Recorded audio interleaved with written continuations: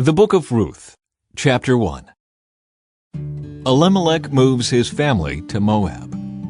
In the days when the judges ruled in Israel, a severe famine came upon the land. So a man from Bethlehem in Judah left his home and went to live in the country of Moab, taking his wife and 2 sons with him. The man's name was Elimelech, and his wife was Naomi.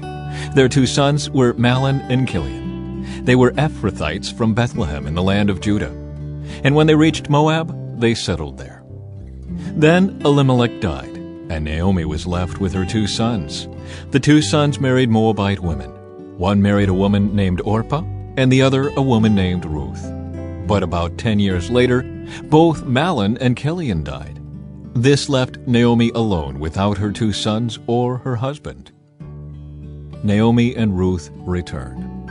Then Naomi heard in Moab that the Lord had blessed his people in Judah by giving them good crops again. So Naomi and her daughters-in-law got ready to leave Moab to return to her homeland. With her 2 daughters-in-law, she set out from the place where she had been living, and they took the road that would lead them back to Judah.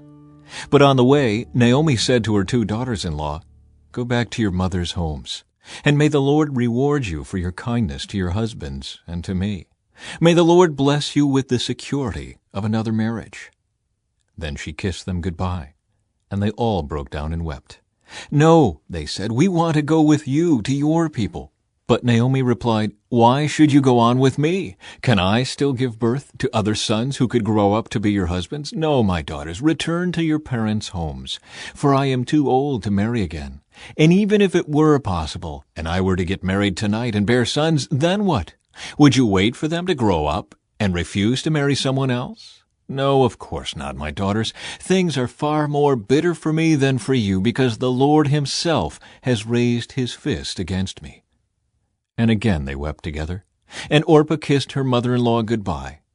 But Ruth clung tightly to Naomi. "Look," Naomi said to her, "your sister-in-law has gone back to her people and to her gods. You should do the same." But Ruth replied, "Don't ask me to leave you and turn back. Wherever you go, I will go. Wherever you live, I will live. Your people will be my people, and your God will be my God. Wherever you die, I will die, and there I will be buried. May the Lord punish me severely if I allow anything but death to separate us." When Naomi saw that Ruth was determined to go with her, she said nothing more. So the 2 of them continued on their journey. When they came to Bethlehem, the entire town was excited by their arrival. "Is it really Naomi?" the women asked. "Don't call me Naomi," she responded. "Instead, call me Mara, for the Almighty has made life very bitter for me. I went away full, but the Lord has brought me home empty. Why call me Naomi when the Lord has caused me to suffer, and the Almighty has sent such tragedy upon me?" So Naomi returned from Moab, accompanied by her daughter-in-law Ruth, the young Moabite woman. They arrived in Bethlehem in late spring, at the beginning of the barley harvest. Chapter 2. Ruth works in Boaz's field. Now there was a wealthy and influential man in Bethlehem named Boaz, who was a relative of Naomi's husband Elimelech. One day Ruth the Moabite said to Naomi, "Let me go out into the harvest fields to pick up the stalks of grain left behind by anyone who is kind enough to let me do it." Naomi replied, "All right, my daughter, go ahead." So Ruth went out to gather grain behind the harvesters. And as it happened, she found herself working in a field that belonged to Boaz, the relative of her father-in-law Elimelech. While she was there, Boaz arrived from Bethlehem and greeted the harvesters. "The Lord be with you," he said. "The Lord bless you," the harvesters replied. Then Boaz asked his foreman, "Who is that young woman over there? Who does she belong to?" And the foreman replied, "She is the young woman from Moab who came back with Naomi. She asked me this morning if she could gather grain behind the harvesters. She has been hard at work ever since, except for a few minutes' rest in the shelter." Boaz went over and said to Ruth, "Listen, my daughter, stay right here with us when you gather grain. Don't go to any other fields. Stay right behind the young women working in my field. See which part of the field they are harvesting, and then follow them. I have warned the young men not to treat you roughly, and when you are thirsty, help yourself to the water they have drawn from the well." Ruth fell at his feet and thanked him warmly. "What have I done to deserve such kindness?" she asked. "I am only a foreigner." "Yes, I know," Boaz replied, "but I also know about everything you have done for your mother-in-law since the death of your husband. I have heard how you left your father and mother and your own land to live here among complete strangers. May the Lord, the God of Israel, under whose wings you have come to take refuge, reward you fully for what you have done." "I hope I continue to please you, sir," she replied. "You have comforted me by speaking so kindly to me, even though I am not one of your workers." At mealtime, Boaz called to her, "Come over here and help yourself to some food. You can dip your bread in the sour wine." So she sat with his harvesters, and Boaz gave her some roasted grain to eat. She ate all she wanted and still had some left over. When Ruth went back to work again, Boaz ordered his young men, "Let her gather grain right among the sheaves without stopping her, and pull out some heads of barley from the bundles and drop them on purpose for her. Let her pick them up and don't give her a hard time." So Ruth gathered barley there all day. And when she beat out the grain that evening, it filled an entire basket. She carried it back into town and showed it to her mother-in-law. Ruth also gave her the roasted grain that was left over from her meal. "Where did you gather all this grain today?" Naomi asked. "Where did you work? May the Lord bless the one who helped you." So Ruth told her mother-in-law about the man in whose field she had worked. She said, "The man I worked with today is named Boaz." "May the Lord bless him," Naomi told her daughter-in-law. "He is showing his kindness to us as well as to your dead husband. That man is one of our closest relatives, one of our family redeemers." Then Ruth said, "What's more, Boaz even told me to come back and stay with his harvesters until the entire harvest is completed." "Good," Naomi exclaimed. "Do as he said, my daughter. Stay with his young women right through the whole harvest. You might be harassed in other fields, but you'll be safe with him." So Ruth worked alongside the women in Boaz's fields and gathered grain with them until the end of the barley harvest.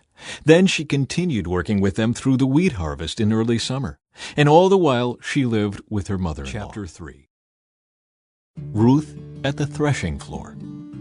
One day Naomi said to Ruth, "My daughter, it's time that I found a permanent home for you, so that you will be provided for.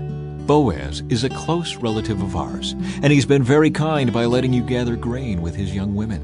Tonight he will be winnowing barley at the threshing floor. Now do as I tell you. Take a bath and put on perfume and dress in your nicest clothes. Then go to the threshing floor.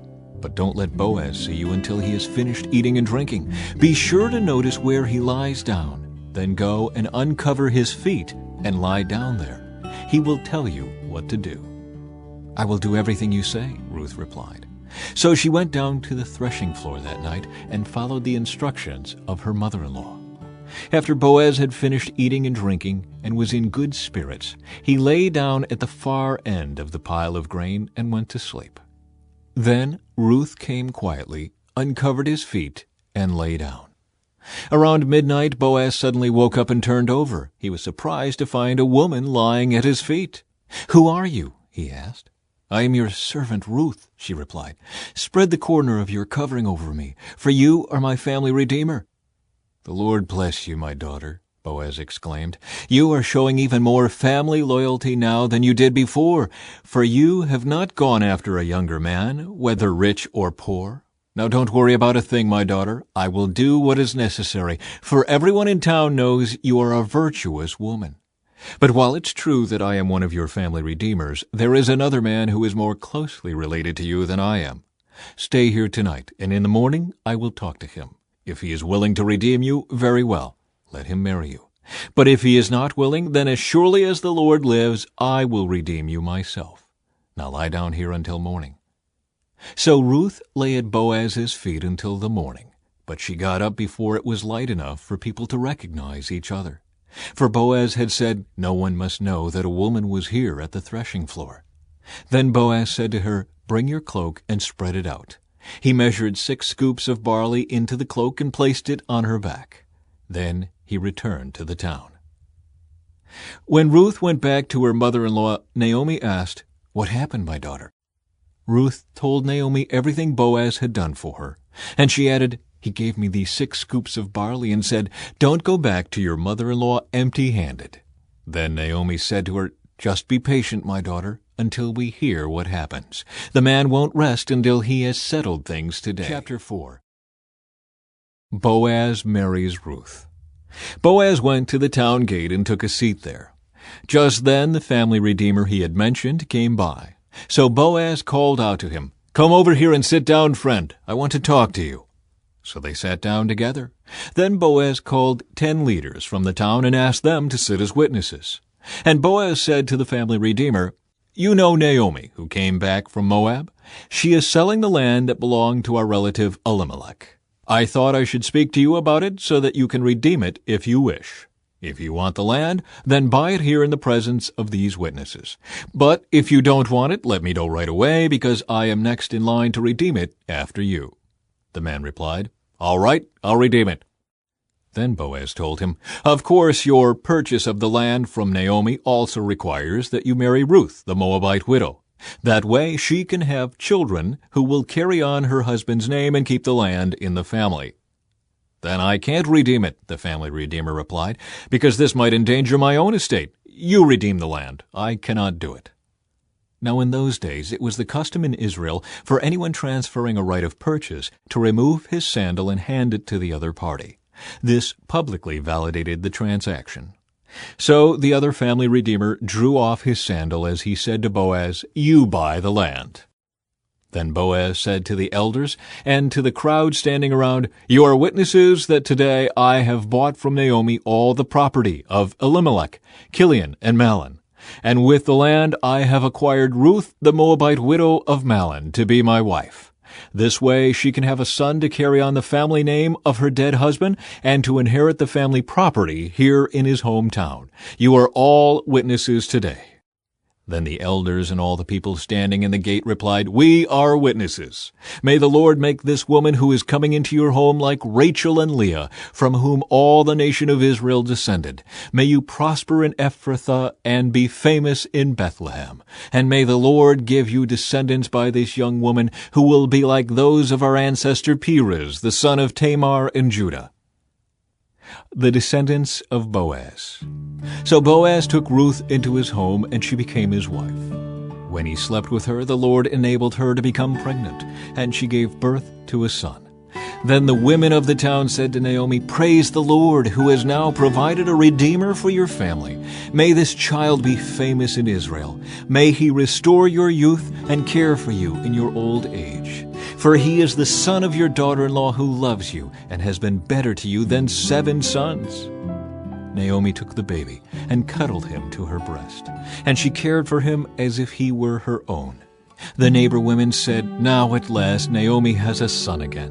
And they named him Obed. He became the father of Jesse and the grandfather of David. This is the genealogical record of their ancestor Perez. Perez was the father of Hezron. Hezron was the father of Ram.